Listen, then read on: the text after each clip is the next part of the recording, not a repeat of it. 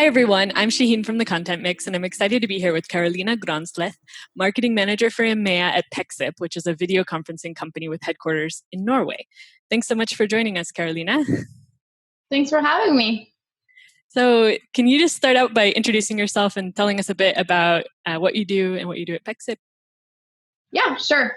So my name is Carolina, like you pronounced perfectly, and I'm the Marketing Manager for EMEA at Pexip. And I started in April this year, and I've done a little bit of everything since then. But as we talked about, the company is growing at super speed. We're adding more marketing resources, and fortunately, I'm able to narrow in on sort of large event planning, partner marketing, and partner enablement. Mm-hmm. Okay. And what was it like starting a new role in the middle of like lockdown time? It was April, right, when you started? Yeah, absolutely. So I actually was in a quarantine. I was coming from a trip from New York, and I had to stay in for 2 weeks. So I basically started my time in Pexip at home from my own, Mac, and meeting everyone, doing trainings on video. So definitely a new experience. I think I was a little bit caught off guard how easy it would be to sort of get integrated and get to know people. And within a week and a half, I think I had met 20, 30 people from about 10, 15 different countries. And I would definitely not be able to have done that, working across EMEA with meeting so many partners in that short amount of time. So could you tell me a bit about like what's a typical day at work like for you and your areas of responsibility, being responsible for EMEA marketing? Yeah. Typically, we have some touch points with the internal teams, the field marketers. Now we're adding local resources to DACH regions, EMEA, etc. So we have some touch points, and then usually I have some meetings with 2 or 3 or 4 partners to either plan new activities or check in on ongoing initiatives that we have. And then lately, I've spent a lot of time working on our customer and partner summit. So we had our partner summit last week virtually for the first time. I think last year in person we were about 100 people that met in Oslo, and this year we were 538 partners from I think 143 partners and 250 sort of local partner offices around the region. So it's pretty incredible, the sort of options and the reach that you have when you do these things virtually. Yeah, do you have any a lot of fun. Do you have any tips for like how you were able to make this virtual version of the event so successful? Because it's not so easy to kind of go from a real in-person event to virtual and have that level of participation. So absolutely. I think it deals with there's a couple of reasons. I think we have a very, very dedicated group of channel partners that we work with, that we work very closely with. So obviously that plays a role. And but I think we really acknowledge the fact that there's a lot of video meeting fatigue out there right now. The sort of market just exploded with virtual events after the pandemic hit, right? And people are just a little bit tired, I think, of virtual events. So we just decided to sort of keep it simple, keep it really short. I think most of the sessions we had like 10-minute updates from each of the departments throughout our company that sort of deals with partners like customer success, professional development, learning and enablement, etc. So we kept those super short, just 10-minute update on what we've done the past year and what we're doing to enable them for the coming year. And then the largest part of our event was, I think, 1.5 hour session of product updates, and we had like 10 new features that we're launching. So that was sort of like the major part. So I would just say, keep it short, keep it simple, allow for them to engage with you, ask questions that they may have, etc. So making it kind of practical and to the point so people know it's going to be like good use of their time. Yeah, exactly. And I think it was, the survey results spoke for themselves. I think 70-80% were more motivated to work with us after the event, and they said it was just the right amount of sort of length and content covered. Yeah, very cool. Sounds like a super successful event. Hmm. For context, could you tell us a little bit more about what Pexip does? Yeah, absolutely. So you mentioned earlier that Pexip is a video conferencing provider, and we sort of specialize in simplifying complex video conferencing infrastructure. It's a cloud-based platform, and it's built to be infinitely scalable. And we also help companies to integrate traditional video systems like Microsoft Teams and Google Meet, and also sort of video conferencing units that you would have in your office space. Yeah, and our customers range from like medium-sized businesses to global conglomerates and nonprofit organizations. And we work with, I think now it's more than 15% of Fortune 500 companies, including, Spotify, Vodafone, PayPal. And we also work with U.S. Department and Veterans Affairs, so government, health, etc. Okay, Yeah. cool. So it's a brand that it's like you're saying, B2B enterprise level solution. So it's not maybe something that the average consumer has heard of, but it sounds like it's very widespread. Yes, definitely. Working behind the scenes there in companies. Can you tell me more about who's your target audience, especially when we're talking about content marketing? Yeah, absolutely. So our target audience is IT decision makers, obviously, and especially in large enterprises that have complex IT infrastructure.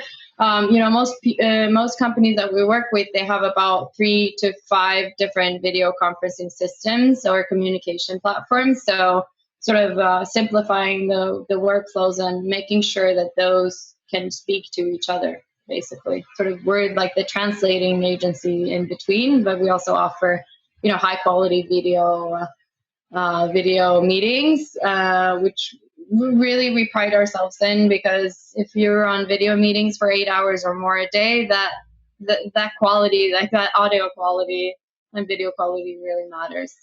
Yeah, absolutely. And I imagine that, it's more important than ever right now with the huge increase in use of video conferencing.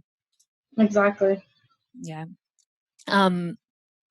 Could you tell me what it's been like, what your approach to marketing has been like this year? And do you have any examples of any campaigns or content that you've put out that's been really effective or helped you? Yeah. So obviously it's been a challenging year. Positively, we're incredibly fortunate to be providing video conferencing in a time of a pandemic, obviously, where everyone is working remotely and working from home.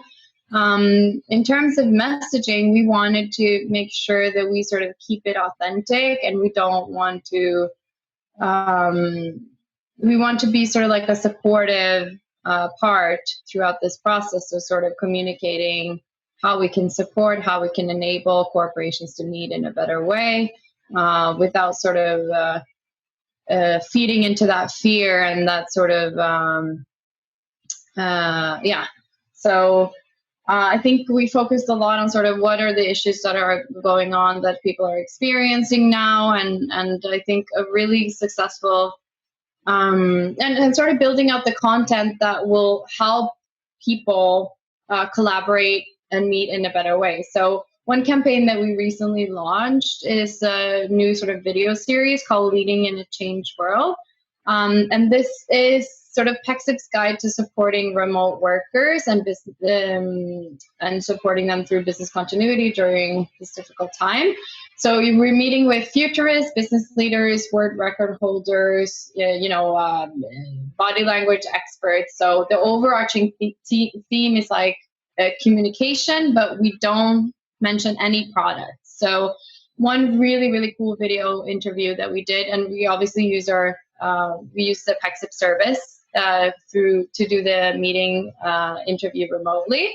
And we had this interview with Jesse Martin, who was the youngest person to sail around the world and share his experience on, sort of how he was dealing with isolation. He was on the road or on the sailing for 328 days alone. Wow. So we're sort of gathering those, meeting with interesting people and sharing those tips and tricks on how you deal with isolation, as we are, keeping our families and everything like that at home. So yeah, that was a really cool campaign. Yeah. Yeah, we'll definitely have to include the link to that in our blog post that goes along with this episode. And so you working with the EMEA region, I mean, can you tell us what does that mean? Which regions, which markets do you work with, and how do you localize, or how do you make your content resonate in the different geographies that you work in? Great question. So now that we're sort of, I think we more than doubled our team in the last couple of months since I started in April. And we've added local field marketers to the EMEA region, the DACH region. We're now looking to hire someone in UK and Ireland. So that sort of allows us to do a lot more when it comes to localizing our content and our ongoing campaigns. And obviously that's more challenging than ever, because it's not like we can sit down and make a 1-year plan and then stick to that in terms of sort of localizing the content, the sort of the main themes that we want to run with. So the sort of success factor here has been working super closely with the local sales team. So, and then sort of adapting the messaging there, depending on if you're in lockdown or you're moving back into the office or back to lockdown again. So it's constantly changing. We have to be really sort of agile and just pivot and change our messaging, weekly. So definitely a challenge, but we've been successful working closely with the local teams, getting their support to make sure that we're sort of on point and that we're relevant, that we're addressing the challenges and the pains that the local, customers are experiencing. Absolutely. Yeah, I mean, I'm debating whether to ask more about that. Well, do you actually work in the different languages in the markets, or is it more just adapting the approach? Yeah, we work in local language as well. So we translate our campaigns into German, French, Spanish, Dutch. So, we localize both sort of language-wise, but also in terms of messaging, right? Absolutely.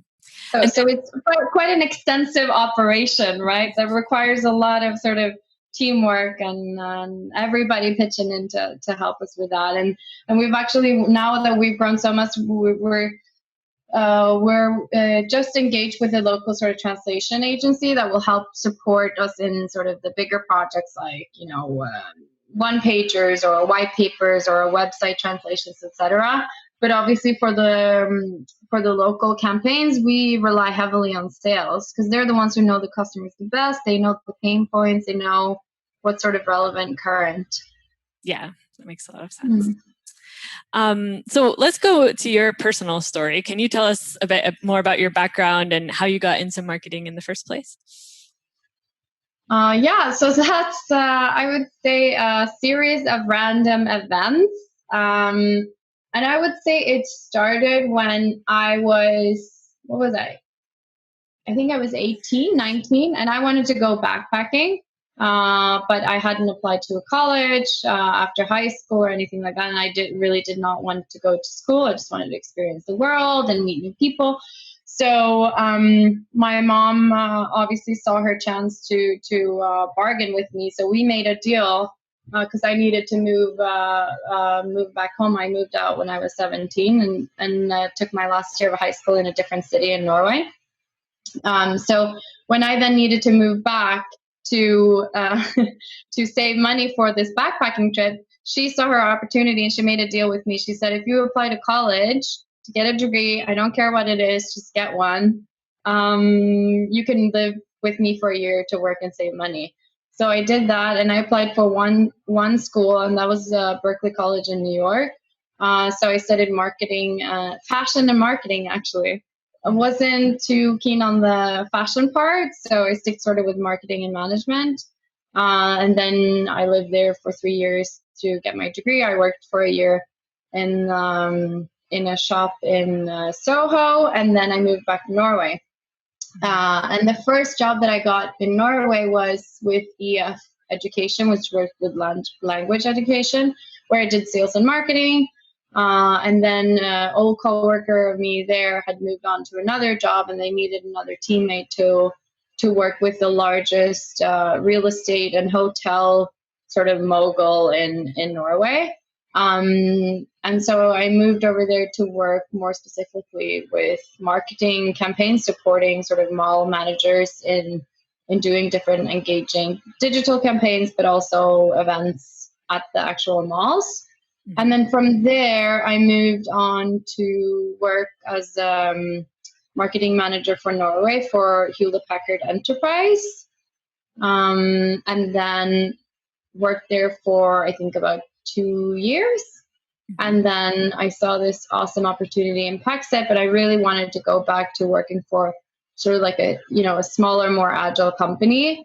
And I saw this opportunity for Pexip. I checked them out, and I saw on their website that one of their sort of corporate or company values was no bullshit. Mm-hmm. And I just thought, yes, this is really sort of fresh and cool company to work with. They're pretty small. It's like this little Norwegian IT adventure, and yeah. So it's actually your first time working at like a regional level, like in an EMEA role, right? And so how is it different what you're doing now compared to what you did before? Oh, it's definitely more challenging in the sense of sort of juggling the cultural aspects and language, but not only the language, but the tone of voice, right? Like the German market tends to be more formal. Norway is very informal, then Spain and Italy has a totally different culture. So it's there's a lot more considerations to make before you go live with any type of campaign, right? You really need to consider your messaging and sort of have that last quality check and work closely with the sales team to ensure that you're hitting the spot. Mm-hmm. Absolutely. So what do you think are the most important skills for marketers today? Oh gosh, that's a tricky question. Or for in your role, for example, what skills do you think are, Yeah, I think it's really, really important to be able to sort of stay in tune and stay relevant. And I think also it's a benefit if you're a great storyteller, at least, have the ability to identify those great stories. Because a lot of the stuff that we work with now is creating, advocacy pieces and thought leadership content and that sort of stuff. So I think that's definitely helpful. But I think more in terms of like your personal skills, maybe being agile, being flexible, being able to juggle all these different sort of projects and requirements and changes. It changes all the time, and especially now. So you have to be able to just sort of jump on the next train and leave a project behind that wasn't working or it's not relevant anymore. And so sort of, I think, being able to navigate in a chaotic environment maybe, and sort of stay cool and stay authentic, stay transparent and honest and all of that stuff. Yeah. Being multifaceted as well. Like you're saying, there's probably the marketing now, it's like not only requires all those creative skills that you're talking about, but a lot of technical skills as well. So it's like something that's, you have to stay on your toes, no? Exactly. Well said. Well, any advice you would give to someone just starting out today in marketing? Yeah, definitely. And I think, so I read this article, I think it was when I was in between my sort of education job and that pure marketing job that I did with the malls. And it basically said that women tend to self-limit a lot more than men do. So I think we're like, we're like 50% less likely to apply for a job if we don't meet 100% of the requirements. Mm-hmm. So that really made an impact. And this was a credible research. I think it was Harvard Business Review or something like that. So I figured, okay, if they did all this research on that, it's probably true. So I'm going to keep that in the back of my head for every sort of opportunity that I see or are presented to, that I don't self-limit, I don't self-reject. So if I want to do something, I'm curious and I would love to do something, I'll just apply for that job. I'll ask for that opportunity and sort of be a little bit unafraid and fierce in the way that you approach sort of new challenges, new things that you've never done before. I think that's the most important advice I see. I have this friend.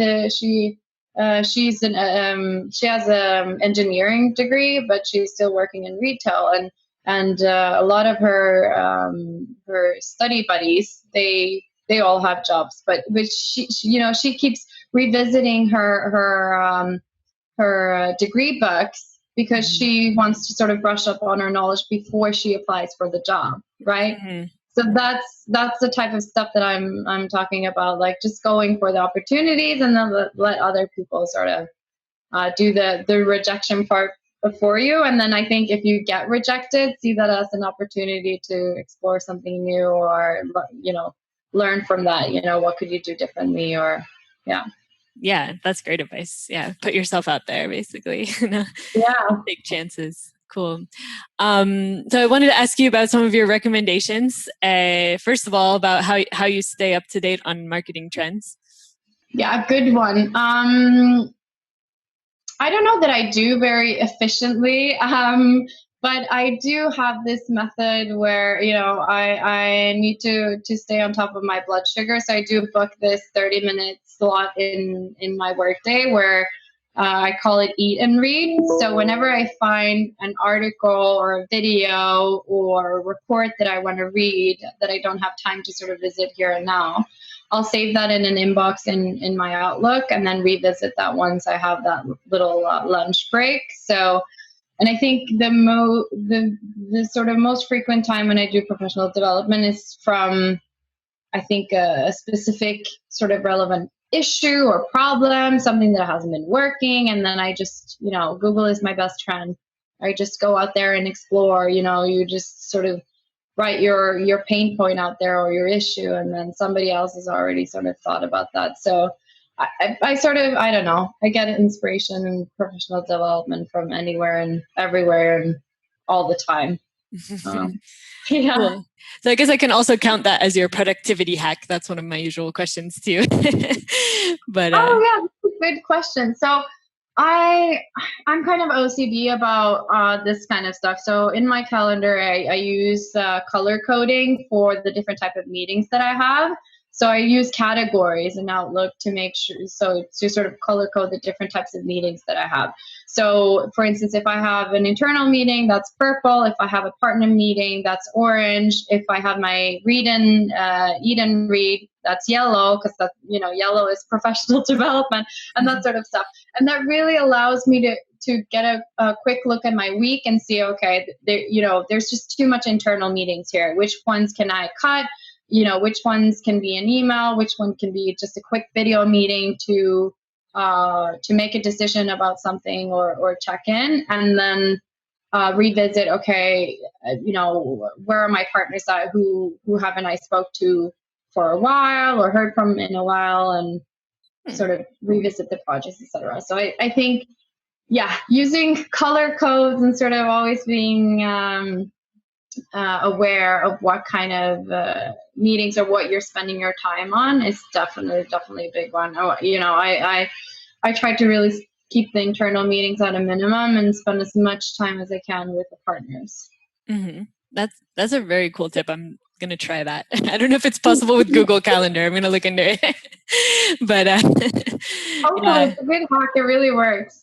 Yeah, I never thought about it that way. But yeah, when you see you just have all these meetings, they all look the same, but having colors would really help keep track of where you're spending time on what kinds of tasks, right? So super. Yes, exactly. Yeah. So I also wanted to ask if you recommend any favorite software tool or app right now that you've discovered recently. Not maybe discovered recently, but I use an app called Lumosity. I do that every night, and I have a reminder before I go to bed to do my Lumosity training. And basically, it's like an online programmer app consisting of games that claim to improve your memory, attention, flexibility, speed of processing, and problem solving. And so it's really fun. It's a great fun, but I also feel that it does help with concentration and sort of logical thinking and that sort of stuff. And I don't know if that's a placebo effect or not, but when assembling IKEA furniture with my boyfriend, I'm definitely a lot snappier when it comes to sort of figuring out which bolts and screws go where. So I won't tell him you said that.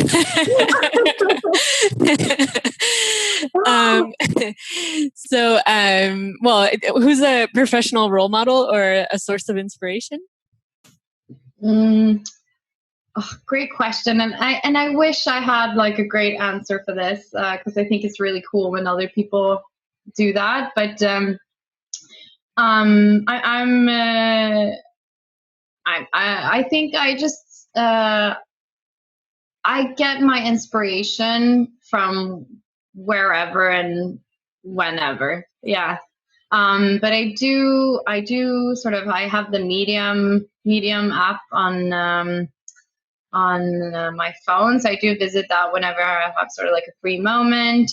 I obviously, like everyone else, will check into TED Talks every now and then, and also something else called Bright Talks, which is really great. So that's sort of part of my 30-minute lunch breaks. I'll watch a little short webinar on, content creation or, digital marketing or whatever, just to get some sort of squeeze in some professional development and inspiration there. But I don't really have like one source of inspiration or person or role model.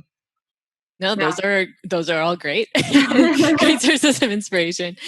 And then do you recommend any other resources for marketers, like online communities, publication, podcasts, anything like that just stands out? I would say Bright Talks. I really like it. Yeah. They have tons of different topics, so easy to sort of filter and search if you have a specific sort of area that you want to visit more. And yeah. Mm-hmm. Okay, definitely. We'll check that one out. And so we're reaching the end of the interview. So just wanted to give you the chance to share any parting advice or final takeaways for other content marketers in Europe. Yeah, I would say, just keep it real, keep it authentic. I think once we sort of always revisit our messaging and, is this resonating with us? Is it resonating with our regional teams? You'll be successful in your campaigns. Absolutely. And that's obviously hard to do because you fall into a track of your habits or your planned campaigns. But I think it's super important to just check in and sort of reevaluate all the time. Is this current? Is this relevant? Especially in times like these. Yeah, definitely. Well, that's a great note to end on. Thank you so much, Carolina, for sharing your insights with us today. Thank you so much for having me. Pleasure. Yeah, thank you. And thanks everybody for listening in. For more perspectives on content marketing in Europe, check out thecontentmix.com and keep tuning into the podcast for daily interviews with content experts. See you next time. Bye-bye. Bye, Carolina.